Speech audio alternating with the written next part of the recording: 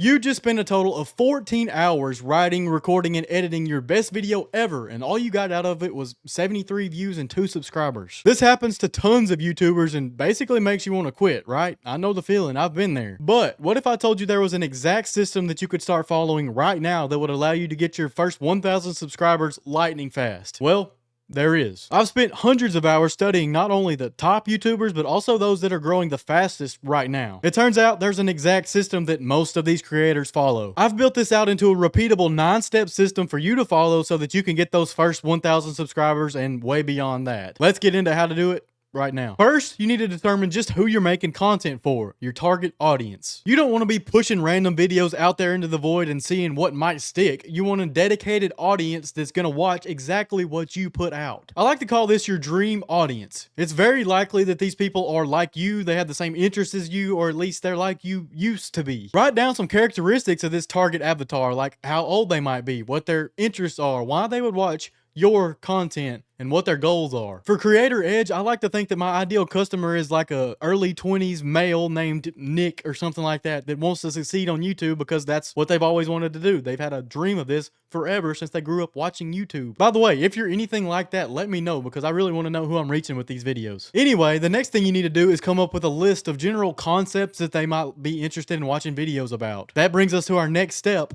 ideation. Ideation is much simpler than it used to be, or at least than I used to think it was, because of the concept of outliers. Outliers are videos that have performed extremely well for generally smaller channels that have helped them blow up their channels. Since you've now got this list of concepts that your ideal customer might be interested in watching videos about, you need to do some surfing. If you don't have vidIQ, I highly recommend you download this before you start this surfing process. vidIQ will help you find outliers extremely easily because it's right there on your YouTube homepage as soon as you install the Chrome extension. It's free. You see that little number multiplier on the videos on your homepage? The higher that number, the more of an outlier that video is for that channel. The biggest numbers will be the greatest outliers and most likely the ones that you're going to want to model whenever you come to this ideation process. I'm not telling you to copy or steal these videos. Here's what I'm telling you to do. You need to surf niches that are adjacent to your own and find outliers. For me, I'm in the creator success niche, so I would look in like business or personal finance, personal development, something like that. If you're in gaming, you might be in like Minecraft or something, so you can look in Fortnite or you can look in Call of Duty, something like that. I go through YouTube and I find these outliers and then I put them in a document with their title, thumbnail, and their hook. I'll give you that document for free. I'll put it in the description. All you got to do is click on that and download it. I update it all the time whenever I'm surfing new videos. Go crazy. Once you've gathered a bunch of outliers up, you need to break down the titles like you're diagramming a sentence. You've got your subject, you've got the goal of the video, and you've got what I like to call the intrigue factor. For my video, the subject is YouTube strategy, the goal is first 1,000 subscribers, and the intrigue factor would be to copy and paste until you get this. You can break down any video from any niche into stuff like this and then reverse engineer it. You could use this video title to say copy and paste this studying strategy to make a perfect ACT score or something like that. The possibilities are absolutely endless when it comes to reverse engineering proven topics, and I promise you, if you do this and you do it consistently, you will achieve success on YouTube. This is one of the main keys of this entire process, along with the 4th and the 9th. Now the rest of them are important, but those two, you need to stick around for them. Now, once you have a proven video idea and you know what your title and thumbnail should be, roughly, it's time to perfect them. Step 3 is to master the title and thumbnail, and while it takes a lot to perfect a title thumbnail combination, it's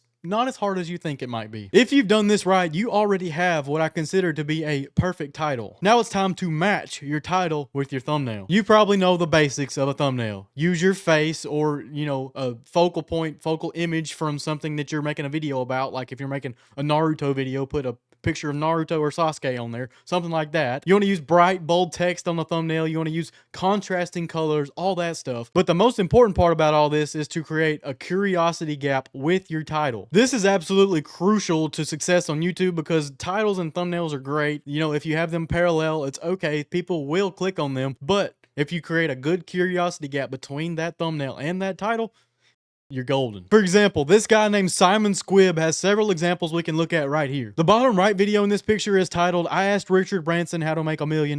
That's a great title, but look at that thumbnail. It has him and it has Richard on there with a red arrow that says, "I didn't make money until I did this." This creates even more intrigue. It creates a curiosity gap for that viewer that might see this on their homepage and think, man, what is it that he did to start making money? The bottom left thumbnail is another great example. It has him in frame, hidden focus with a cool expression on his face, and he has like a 1 through 5 step-by-step guide inlaid in the background that pairs with that title, How to Set Up a Business in 47 Minutes. It's going to tell you that it's in 5 steps, apparently. That's what that implies. It's a pretty good curiosity gap, and that's what you need to have in yours. There are countless examples of this across YouTube, and I guarantee you can go look at your homepage right now and you'll find tons of examples of these. Spend time perfecting this as much as you can, and then you're going to want to use a comparison tool. The comparison tool that I'm going to recommend is going to be testmythumbnails.com because it's very easy. You just upload your image, your thumbnail onto there, and it overlays it onto YouTube, like on the homepage, shows it up against videos in your own niche, videos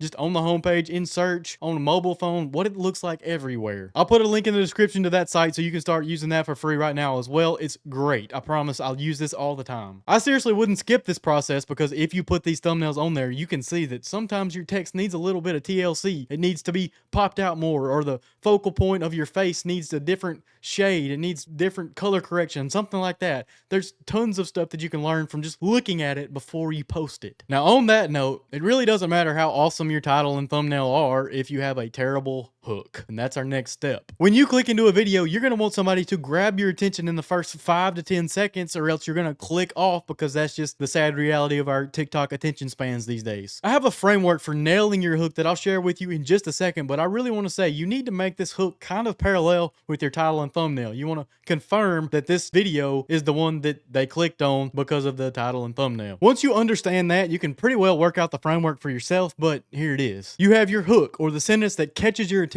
Next, you have some sort of statement about the topic that includes a pattern interrupt that introduces the value you're going to bring to your viewer. Then you have some sort of credibility statement, and then you get into the video. Now let's break all that down a little bit further. In this video, my hook was you spent 14 hours making this video and you only got 70 views and 2 subscribers, something like that. That caught your attention, or you wouldn't be here. Next, I said something along the lines of, that happens all the time and it sucks, but what if there was a way for it to not suck? What if there was a way for this to not happen? There's your statement and your pattern interrupt. The what if you could do something to fix it serves as your pattern interrupt with your value. Then I said I spent many hours studying YouTubers and this is how they do it. That's my credibility statement. If you don't know, the credibility statement is basically saying why I should be qualified to give you this information. I'm not Mr. Beast, so I don't have all the YouTube advice in the world, but I have studied YouTubers for hours and hours, so you can use that or something like that as your credibility statement. Or if you've done something like Mr. Beast or Alex Hormozy, if you're an expert in your field that you're making content on, tell them that and they will really appreciate it. Then I told you that I compiled all this information into this little system, and then I got straight into the video. That's an intro. It's what a modern intro has become, and honestly, it's nothing more than advertising principles from 100 years ago. Oh yeah, you remember that document I told you I was going to share with you with titles and thumbnails and stuff? It has hooks in it as well, so there's practical examples of this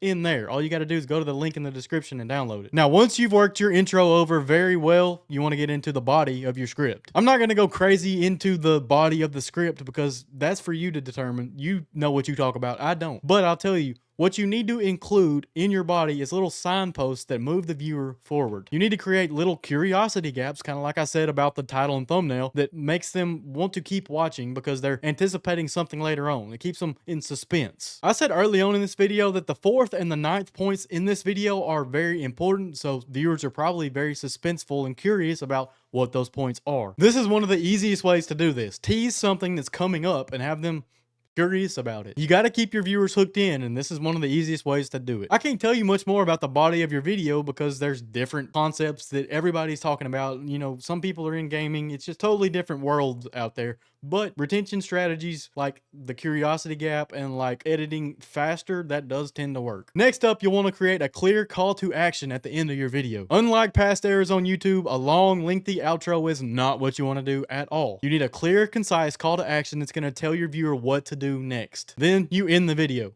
Just like that. Quick. Retention is everything on YouTube these days, so what you want to do is get through the body of your script and then give them that call to action pretty abruptly, then end the video. Tell them what to do next and end it. If you want to make them watch another video, tell them that. If you want them to sign up for an email newsletter or a program, tell them that. It's really simple. Just tell them that and end it. Make it clear what you want them to do, and if you've done your job right throughout the rest of the video, they'll probably do it. Next up, you'll want to record and edit your video. That's common sense. You know how to record and edit a video, or if you don't, you've got a lot of catching up to do. I'll make dedicated videos on those topics as requested because I don't really want to tackle that right now. That's a whole different thing. But you can record videos on your phone. You can record it on your camera. Mics are easier than they've ever been. Little lapel mics or mics like these, they're everywhere now. So all you gotta do is do it. Editing is also very easy, very simple. They have CapCut for phones. You have iMovie for phones. You have DaVinci Resolve on computers, Premiere Pro, Final Cut Pro, all that fancy stuff. You don't need it. Use the free stuff if you're